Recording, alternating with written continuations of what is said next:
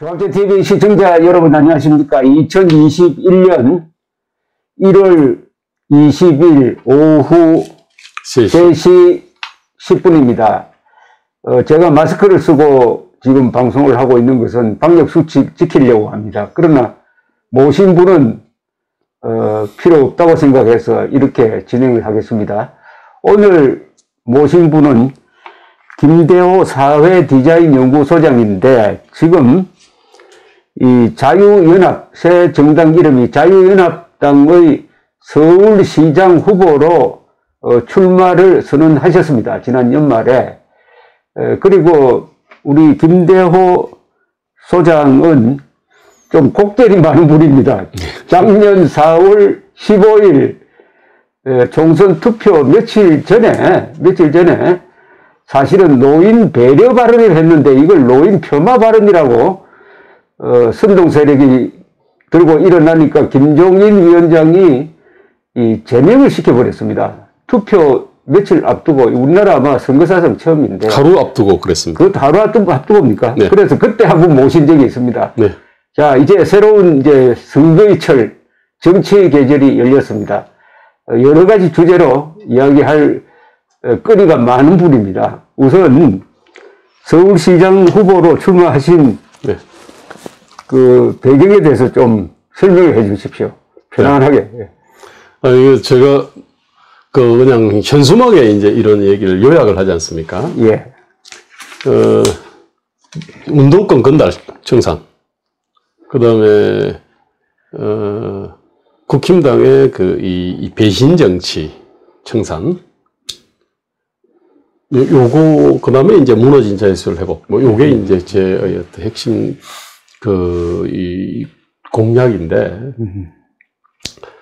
이 운동권 건달이라고 하는 게 사실 다른 말로 하면은 이 소명을 잊고 정치의 소명이 뭔지, 서울시장의 소명이 뭔지를 잊고 이거를 갖다가 예산과 공직이 부여하는 적과 꿀에 이게 이 정신이 팔린 그런 존재들이지 않습니까? 제가 그래서 이제 그런 거를 갖다가 우리가 흔히 그걸 갖다가 이제 예산 빨대들이라고 얘기를 합니다. 그리고 공공양반, 그 다음에 노동귀족, 이렇게 이제 표현하는데, 사실 이제 박원순 시장이나 우리 문재인의 청와대를 점령하고 있는 사람들의 사고방식이 국가와 사회를 어떻게 발전시킬 거냐, 이제 그것보다는 권력을 잡아서 그냥 적과 꿀을 갖다가 지들끼리 향유하는 이런 식의 어떤 완전히 본말 전도된 사고를 갖다가 하고 있고요. 그래서 저는 이 대한민국이 한편으로는 기본적으로 이제 좌편향일 뿐만 아니라 나라 자체가 기본적으로 다 뒤로 문명으로부터 지금 달아나고 있다고 생각하고요. 이런 것들이 이제 운동권 건달들의 어떤 건달 정치다라고 이렇게 규정하고, 그거를 서울에서, 부터 이제 청산을 하고, 그 다음에 대한민국에서 역시 운동권 건달 정치 청산하겠다, 요런 거고요. 그리고 이제 이 국민의힘당이 그러한 이런 운동권 건달들이 이번에 선거에서 이기다 보니까, 저쪽의 어떤 철학과 가치, 역사인식 등을 우리가 좀 추종을 해야, 이게 일단 중도가 되는 거고, 중도에는 확장이 된다. 이렇게 생각을 하는 것 같아요. 그래서 이제 계속 배신 정치, 뺄셈 정치를 하지 않습니까? 아스팔트, 아마 우리 조 선생님이나 저 같은 사람은 아스팔트 구판이 거군이 이런 식으로 표현해가지고 내칠라 그러고요. 코로나 정치 방역에 엄청 고생하는 사람들에 대해가지고 입을 딱 함구를 했거든요. 그 다음에 또 그거 유튜브라고 참 그러구나. 그런 쪽하고 또 전련하려 그러고요. 그런 식으로 뺄셈 정치, 배신 정치를 하는 게 중도 외연 확장이라고 생각을 하는 것 같습니다. 그러니까 이제 그런 정치도 청산해야 되겠다. 이게 이제 제가 출마를 하는 이유죠. 자, 이제 청산해야 될 게 양쪽입니다. 그죠? 하나는 그렇습니다. 문재인 정권, 그리고 박원순의 잔재를 청산하고, 한쪽은 기회주의적인 김종인의 국민의 힘을 청산한다. 아주 어려운 과제를 걸고 나오셨는데, 제가 우리 이 출마 선언문을 좀 읽어봤습니다. 아, 네. 아이고, 고맙습니다. 아주 잘 쓴 겁니다. 그러니까, 이 정책 대안을 놓고 투표를 한다면은, 우리 김대호 선생은 꼭 당선돼야 될 것 같습니다. 이게 무슨 아이고, 필기시험으로 후보들 모아놓고 해가지고 시장 뽑는다면 당연 당선돼야 돼요. 아주 잘 쓴, 정말 제가 잘 쓴 글이라고 생각하는 건 여기에 예. 본질적인 비판, 이념적인 비판도 있을 뿐만 아니라 정책 대안이 있더라고요. 네네. 그리고 서울시정을 아까 약탈시정이라고 이야기했대. 네. 기본적으로 예. 박원순 시장의 서울시정은 약탈이다. 네네. 아까 문재인 정권도 그랬지만 결국 약탈이란 말 아닙니까? 그죠? 예산 빨대니. 예산 빨대가 약탈이라는 거고. 약탈이 되는 건 자기가 하는 일보다도 더 많은 걸 가져가는 게 이제 약탈인데. 네, 그걸 뭐 이제 경제학적으로 얘기하면 지대추구라 그러고요. 뭐 그냥 쉽게 말하면 약탈이죠. 약탈이죠, 약탈. 나는 약탈 정권이라는데 전적으로 동의하고요. 그러니까 뭘 약탈하느냐가 이제 첫째는 국부를 약탈하는 거죠. 그렇죠. 이게 심해지면은 국익과 국가안보까지 이렇게 좀목이 되는데 여기서 우선 이 보도자료에 나와 있는 이 제목만 봐도 여러분들 속시문할 겁니다. 운동권 건달 정치 청산. 요새 민주건달이란 말을 홍세화 씨가 썼거든요. 그죠? 무너진 자유서울 회복. 그렇죠. 이 서울은 대한민국의 심장부니까 서울 안보가 대한민국 안보입니다. 그죠? 자유서울. 그 다음에 국민의힘은 배신정치, 뺄셈정치, 민주당 이중대로 해체해야 박원순은 도시를 이해 못해. 조선 한양 복원하려는 듯 느림의 미학 찾으며 제한 속도 하향을 주장하는 사람들은 노동기족 공공양반 혈세 빨대.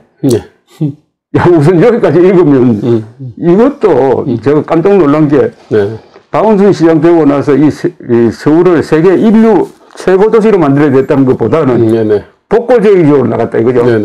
과거에 함량 복고주의.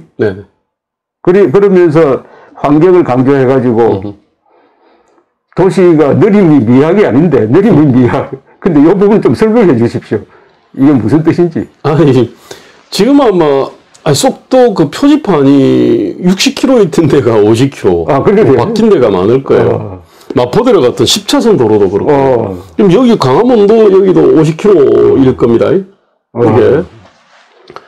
그리고 올림픽대로 옛날 90km 달렸는데 지금 80km로. 와, 그럼 언제 이래 되죠? 우리 선거문 이래 됐구나. 올 들어와서 원래 이제 2006년부터 이제 이런 거를 점진적으로 해왔는데 올해 2021년 들어와 가지고 아니 작년에도 좀 했는데요. 이제 2021년 들어와서 본격적으로 이거를 캠페인을 합니다.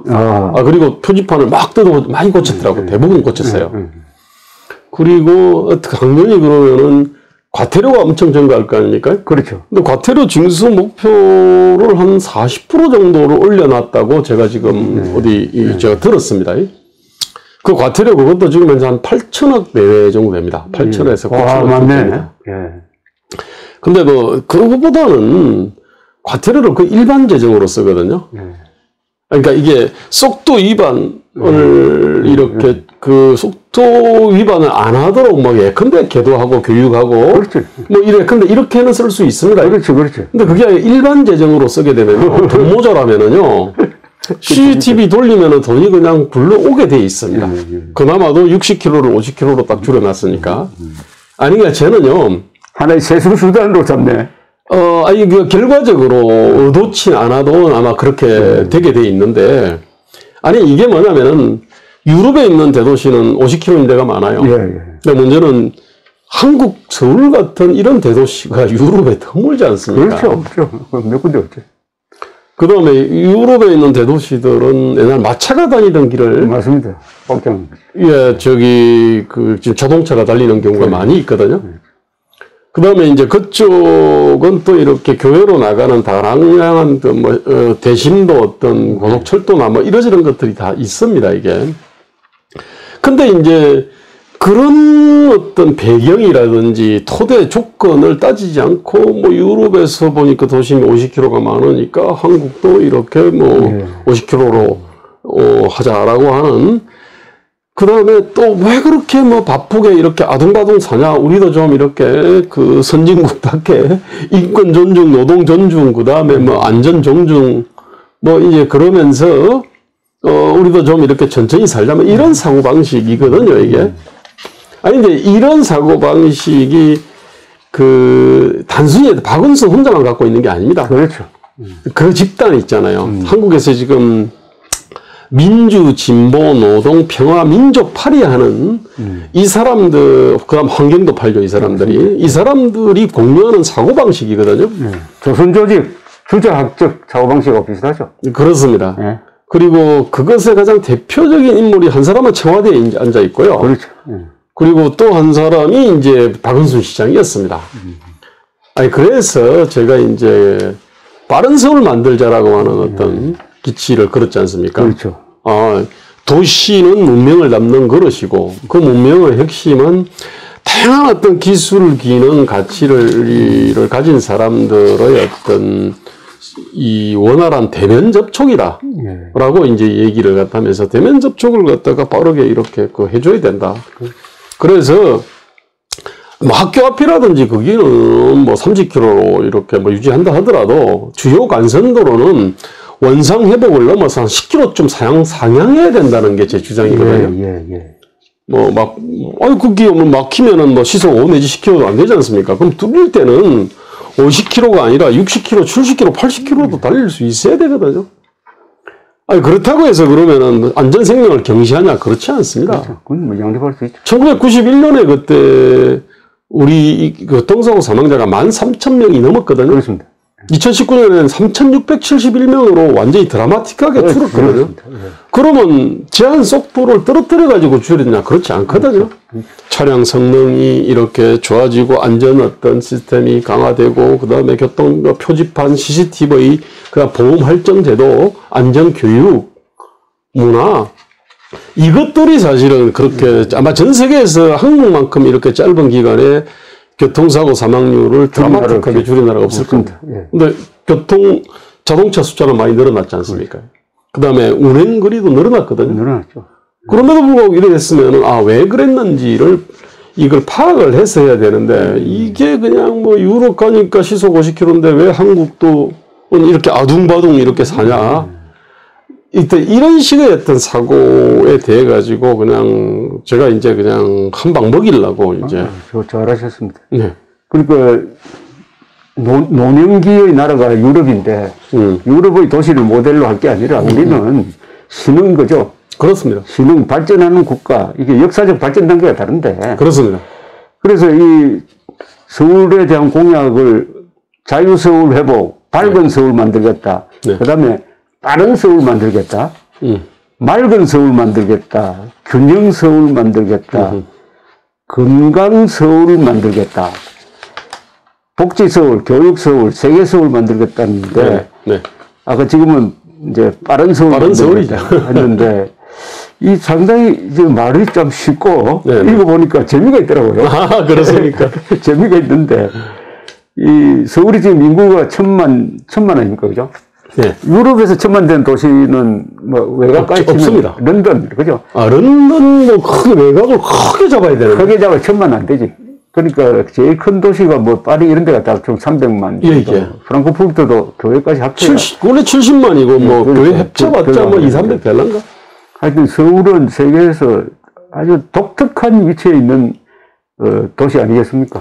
런던 개념으로 하면 이게 2,500만짜리지 않습니까? 경기도 사실은. 그렇죠. 런던의 어떤 권력으로 본다 그러면 2,500만짜리죠, 이게. 그러면은 서울을 이런 식으로 만들겠다는 네. 말씀인데, 이 중에서 자유서울이라는 개념은 설명이 좀 필요할 것 같아요. 네. 왜 자유서울이라고 그래? 그걸 제일 앞에 내세웠다고? 네. 무너진 자유서울. 여기서 자유가 뭡니까? 네, 그것이 사실은 이제 세계 서울 속에 사실 개념이 다 들어가 있는데요. 사실 한국은 기본적으로 국가가 너무 많은 거를 틀어지고 있거든요. 그래서 원래 이제 지방자치라고 하는 게 지방의 어떤 각자의 처지를 약진의 발판으로 삼도록 이렇게 해야 되거든요. 그 국민교육원장이 나오는 얘기지 않습니까? 각자의 처지를 약진의 발판으로 삼아야 되는데, 지금 한국은 그것이 기본적으로 안 되게 사실 다 돼 있습니다. 예. 근데 최저임금도 전국 일률 규제지 않습니까? 52시간도 일률 규제입니다. 업종별 뭐 차등도, 산업별 차등도 없고, 나이 차등도 없습니다, 이게. 한국 규제가 다른 나라보다도 훨씬 이렇게 무식한 규제들이에요. 아주 무식합니다, 이게. 정교하지 못하다는 거죠. 네네. 규제는 정교하게. 네. 아니, 근데 문제는, 자, 그렇게 되다 보니까 제주도에 적용되는 규제와 서울에 적용되는 규제가 같습니다. 그 다음에 어디 저기 경북 산골짜기 전남 어떤 그 벽지 도서에 적용되는 규제하고 서울에 적용되는 규제가 같거든요, 이게. 문제는 이제 이렇게 되다 보니까 그쪽은 최저임금을 갖다가 꼭 만들어 놔버리면은 그러면 1시간에 고객을 갖다가 100명을 볼 수 있는데 하고 1시간 가도 고객을 갖다가 5명도 못 보는데 하고 이게 임금이 같게 되면은 그러면 시골 벽지에서는 문명 시설들 근데 뭐 하다못해 스타벅스나 이런 게 들어설 수가 없거든요, 이게.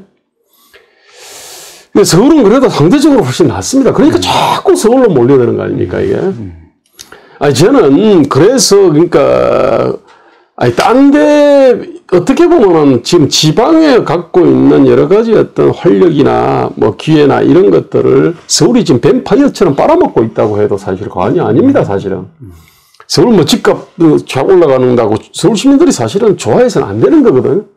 딴 데의 어떤 기회들을 갖다 다 빨아먹게 먹기 때문에. 제 얘기는 서울은 그 지방을 빨아먹는 형식 있잖아요. 그 뱀파이어처럼 빨아가지고 이렇게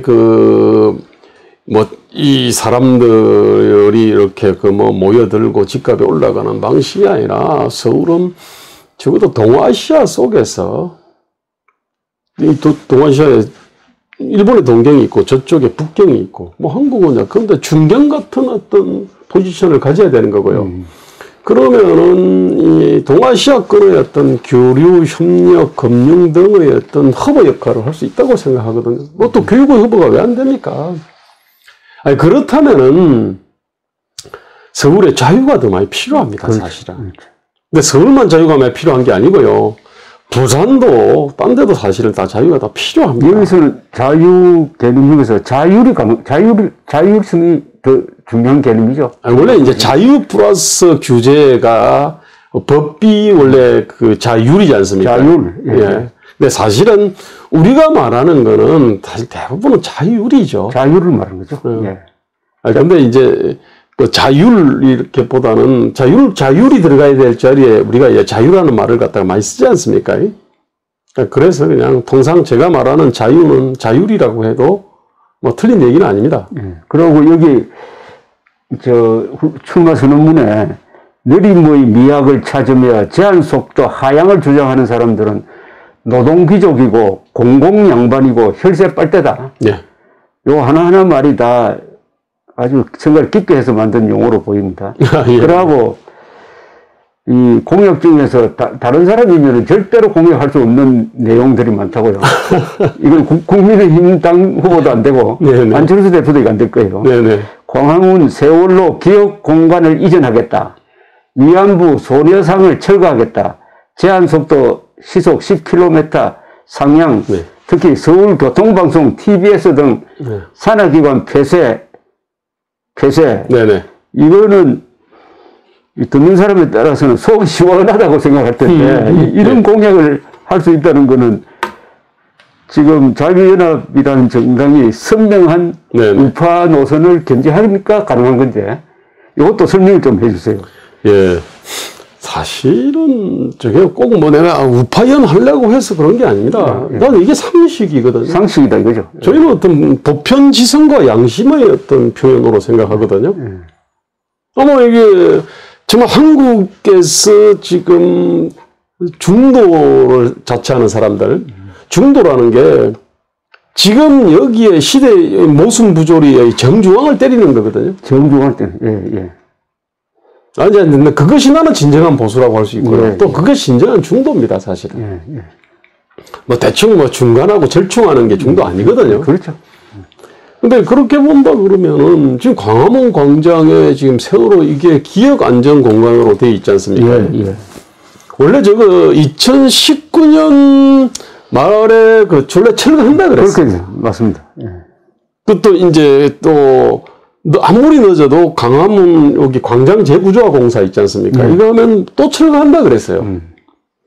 또 그렇게 해서 몇 번 늘려 잡은 게 저기 이제 2020년 말, 작년 말입니다. 근데 지금도 그대로 존재하고 있거든요. 자, 이것도 문제지만은 저희 예산 한 3억 5천 들어갔습니다. 근데 뭐 땅을 갖다가 이제 이렇게 제공을 했고요. 뭐 예산 때문에 그런 게 아니고요. 지금 저게 과연 그러면 저게 안전교육장이냐? 전혀 그렇지 않거든요. 저거는 어떤 분노와 정오를 불러일으키는 장이죠. 그것도 우리의 어떤 무사안일 안전불감증에 대한 분노 정오가 아니고 이거는 범죄의 시각에서 지금 저걸 갖다가 세월호 사건을 보지 않습니까? 그렇죠. 아니, 그래가지고 이제 박근혜 정부에 대한 어떤 분노와 정오, 그다음 보수에 대한 분노와 정오, 그다음 그것을 무슨 규제 완화 때문에 뭐 이렇게 했다고 일어난 것처럼 하니까 이명박 정부에 대한 어떤 분노와 정오, 그것을 갖다가 정복시키는 장치거든요. 저게. 장치다 이거죠. 네. 밝은 광장을 갖다가 아주 정말 분노와 정오가 흐르는 어두운 광장으로 만들었기 때문에 저는 이거를 갖다가 철거라고 하기보다는요, 저는 안전 어떤 교육과 관련해서는 여전히 어떤 그 의미가 있기 때문에 저거는 적절한 장소로 이전하겠다. 적어도 강원 광장에서는 철거한다. 이거고, 그 다음에 위안부 같은 경우는 이거는 기본적으로 거짓과 이게 허구에 근거해서 이렇게 되어 있지 않습니까? 아니, 남산에 그 2016년에 만들어진 그 위안부 그 기억의 터라는 곳이 있습니다. 근데 보통은요, 집단의 기억이 역사하지 않습니까? 무엇을 어떻게 기억하느냐. 이게 이제 역사 인식이지 않습니까, 이게? 그런데 거기서 이제 세월호는요, 그래도 안전이라고 하는 미래 가치를 말로는 합니다. 실제로는 안 지키지만. 그런데 저 위안부 소녀상이나 그 남산에 있는 기억의 터 같은 경우는요, 어떤, 우리가 치욕을 당했으니까 우리 힘을 길러야 되겠다. 예컨대. 그 다음에 이제는 제국주의 침략의 시대가 아니고 어떤 우호와 설리의 시대다. 자, 우리 우호와 설리를 앞서 나가자. 그 다음에 우리가 예컨대 일본에 대해서는 아름다운 복수를 하자. 우리가 더 어떤 우호와 설린으로 어떤 선진 문명을 건설해서 일본을 어떤 앞서 나가자. 근데 이런 어떤 메시지가 하나도 없거든요. 어떤 미래적인 어떤 메시지가 없는 게 지금 그 위안부 소녀상과 위안부 어떤 그 관련된 기획의 틉니다. 그 두 가지 법률과 저촉되죠. 국내 법률하고 국제법하고. 그것도 있고, 저는 그 흐르는 정신이요. 정신이 너무. 남산의 기억의 터 이렇게 되어 있습니다. 그러니까, 일본이 진정한 사과를 할 때까지 우리는 해방되지 않았다. 뭐 이렇게 큰 돌에다가 새겨놨거든요. 그러니까 일본 보고 우리를 해방시켜 주라 그럽니다. 완전히 노예적 사고지 않습니까? 아니, 그것들을 갖다 기억의 터에 보면 큰 비석에다가 이렇게 탁 세워놨어요. 일본이 진정한 사과를 할 때까지 우리는 해방되지 않았다. 이게 일본이요, 우리를 해방시켜줘. 진정한 사과를 해가지고. 이런 비주체적이고 노예적인 어떤 사고방식들을 갖다가 딱 돌에다가 각인시켜 놨거든요. 저는 그래서 위안부 지금 소녀상이 일본 대사관 앞에 있지 않습니까? 저건 제가 보면 문명에 대한 테러라고 좀 생각합니다. 저거는. 그래서 저거는 철거해야 된다고 생각합니다. 그리고 정 필요한 사람들이 있으면요, 우리 윤명호는 자기 집에다 갖다 놓으면 얼마든지 분양할 수 있어요. 우리 윤명호를 비롯해가지고 이거 서울에 있는 것들 다 모아가지고요. 경매를 하든지 분양을 하든지 가져가고 싶은 사람 저 집에 갖다 놔라고. 그거는 내가 허용할 용의가 있습니다만 공적 공간에서는 철거해야 된다는 게 이제 제 생각이고요. 상당히 이걸 듣는 사람들은 보통 한국 사람들은 상당히 충격적으로 받아들이겠는데요. 이 이야기는. 그렇습니까? 그런데 이 운동을 하고 있죠. 네네. 이제 운동을 하고 있는 거하고 공약으로 거는 거하고는 또 차이가 나지.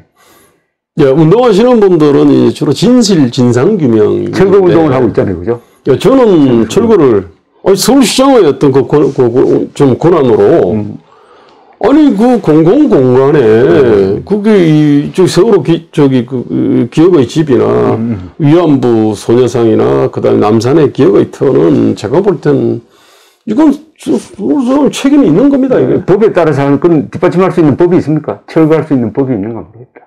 애초에 설치 자체가 불법일까? 그러면 철거를 할 수 있다, 그지? 설치 자체가 사실은 불법이고요.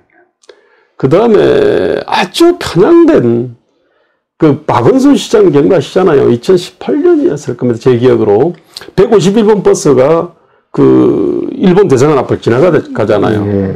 거기에다가 합성 수지로 만든 위안부 소녀상을 딱 두 번째 좌석에다가 딱 올려놓고요. 아주 슬픈 표정으로 보자. 이런 거를 갖다가 사진을 찍었거든요. 10분 동안 이제 태우고 돌았어요. 그리고 나서 그걸 5개를 만들어가지고, 목포, 부산 등에도 착 뿌렸거든요. 아니, 그러한 사고방식의 연장에 남산에 보면은 거기, 옛날 통감부터가 있거든요. 통감관저죠. 그 터에다가 그걸 또 기억의 터라고 떡 만들어 놨거든요. 아니, 그런 식의 어떤 저는 정말로 문명에 대한 테러를 하는 아주 정말 퇴행적인 어떤 사고방식을 뿌리를 뽑겠다는 게 그거는 좀 서울시의 권한이니까요. 서울교통방송 TBS는 이게 지금 이런 정치 방송을 해도 되는 겁니까? 지금 허가 조건이 어떻습니까? 제가 볼 때는 저 문제는요. 일단은 저건 어떤 문제가 있냐면은 가장 불투명합니다. 예, 근데 중앙공기업들은요, 한 400개 되거든요. 예. 이렇게, 근데 KBS라든지, 그 다음에 가스공사, 석유공사, 등등등, 한 400개는 안료 시스템이라고 있어요. 거기에 딱 들어가면은, 아주 경영 정보들이 투명 공개가 돼 있습니다. 그렇습니다. 7년, 8년 전부터 해서 쭉 나오거든요. 일단 서울의 산하기관들이 한 3, 40개 되는데, 거기에 대해서 일목요연하게 이렇게 보여주는 정보가 없습니다. 자, 그 다음에 지방공기업은 클린아이라고 있거든요. 클린아이. 예. 안료 시스템에 대응되는 게 클린아이에 보면은 정보들이 올라가 있습니다. 몇 명이 근무하는지, 임금이 어떻게 되는지, 복리후송이 어떻게 되는지, 고용계약 형태가 어떻게 되어 있는지. 이런 기본적인 정보들이 클린아이에 있는데 서울교통방송은 거기에도 없습니다. 정보가 제일 부실합니다. 일종의 이제 원래 서울시를 복마전이라 그래요. 그런데 복마전 중에 복마전이 TBS입니다. 뭐든지 불투명하면 거기에는 정실 인사라든지 이념 편향이라든지 이러저런 온갖 어떤 부정 비리들이 이렇게 들끓 게 마련입니다. 그렇지 않습니까, 이게? 일단 불투명하다는 것 자체가 문제고요. 그 다음에 두 번째가 이제 과도한 정치 편향인데. 주로 김어준 씨가 진행하는 그게 심하죠, 지금? 예, 김어준만 심한 게 아닙니다. 사실. 김어준이 아주 극단적으로 심한 거고요. 예.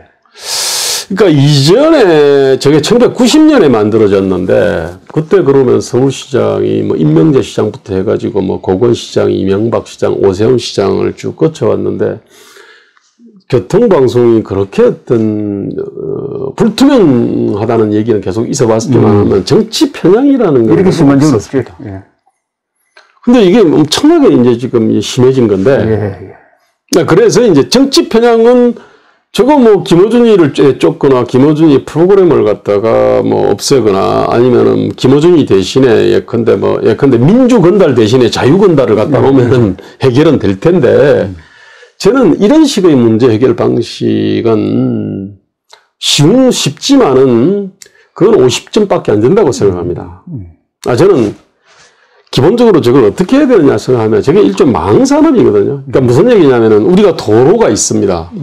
예컨대 도로공사가 거기 올라가는 자동차까지를 다 생산을 한다 그러면은 자동차 산업이 발전할 수가 없죠. 그렇죠. 마찬가지로 저게 95.1MHz라고 하는 어떤 망을 갖고 있어요. 이 도로잖아요.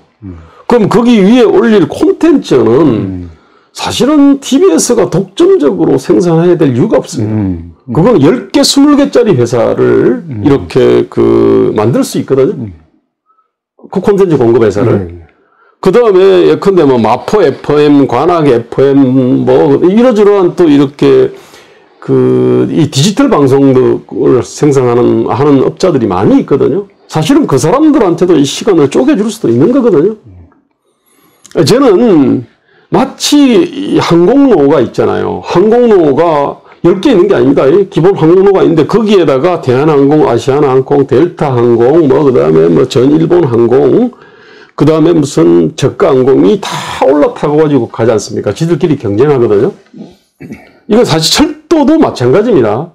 철도에도 코레일이 다 독점하는 게 아니고요. 그냥 도망을 관리하는 회사는 있고요. 그 위에다가 여러 가지 여객 열차든 이거는 다양한 회사를 만들어 가지고 올릴 수 있거든요. 교통방송도 사실 저는 그렇게 해야 된다고 생각합니다. 그래서 그 중에 수십 개의 콘텐츠 공업체 중에 뭐 김어준이 있을 수 있는 겁니다. 인기가 있으면 못 주겠어요. 근데 지금 문제는 그러한 어떤 망산업에 대한 기본적인 어떤 운영 스킴이 있잖아요. 이 자체가 없는 상태입니다. 그런데 서울시에서 하는 교통방송 하면 두 가지를 해야 되는데 서울 시민들의 다양한 정치적 성향을 고려를 해가지고 공정한 보도를 해야 되고 그 다음에 역시 교통에 중심이 되어야 될 것 아닙니까? 교통방송이니까. 사실 이제 그 문제가 옛날에 스마트폰이 없던 시절에 이게 생긴 거잖아요. 1990년에 생긴 건데. 그렇죠. 그러면서 이제 쭉 확장하면서 이제 TV 방송, 그 다음에 뭐 영어 방송, 뭐 이런 식으로 막 했습니다, 이게. 지금은 교통방송의 기능은 스마트폰으로도 거의 대체가 됩니다. 그렇죠. 자, 그런 점에서 사실은 저건 없애도 됩니다. 없애도. 네. 근데 이제 굳이 저걸 운영한다 그러면은 어차피 도로는 있는 거지 않습니까? 그죠? 그 도로에는 TBS라고 하는 독점 콘텐츠 공급 업체가 딱 장악하고 권력을 잡으면은 김어준 같은 아주 이념 편향적인 인물들한테 시간을 떼주는 게 아니라요. 저거를 갖다가 수백 개의 어떤 콘텐츠 공급 업체, 민간 콘텐츠 공급 업체들이 거기다가 시간을 쪼개든지, 이거 뭐 경매할 수도 있습니다, 이게. 그렇게 해서 공급을 하는 형태로 유지를 갖다가 하는 것도 나는 괜찮은 방법이라고 생각합니다.